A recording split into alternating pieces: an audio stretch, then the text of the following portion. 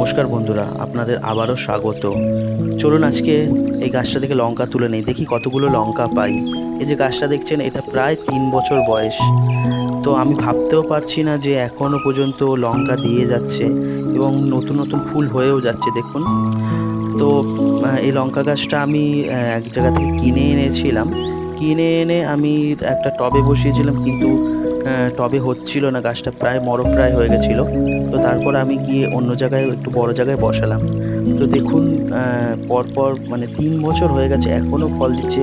সত্যি এটা খুব ভালো লাগার বিষয় যে নিজের গাছে এরকম লঙ্কা নিজে গরম ভাতে ঘি দিয়ে কেমন লাগে বলুন তো। আমার তো খুব ভালো লাগে, কারণ আমি খাই তুলে, এই যে আজকেও আমি খাবো ঘি দিয়ে।